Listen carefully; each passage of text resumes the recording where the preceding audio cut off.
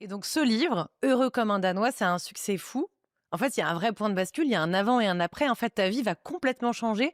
Qu'est-ce qui va se passer à partir du moment où ce livre sort? En fait, tu fais des médias, enfin tout d'un coup, tu deviens ultra visible et tout va changer. Oui, enfin, il faut dire que, quand j'ai eu cette idée ou cette envie, j'étais, dans un poste, hein. Je dirigeais la communication corporate des hôtels Hyatt en Europe moyenne et en Afrique, donc enfin, j'avais quand même un poste à plein temps, donc je l'écris le week-end et les Et le soir, vacances ouais. et le soir et puis il sort et j'avais une forme d'inconscience par rapport à ce que je faisais. C'est-à-dire que moi, je n'ai jamais eu dans mon ventre le rêve de l'écrivain ou le rêve d'écrire un livre. C'était pas sur ma liste à moi. Alors, en revanche, la transmission, être utile, donc en fait, c'était plus dans ce sens-là. Donc le rêve livre, heu, était un peu abstrait pour moi Mmh.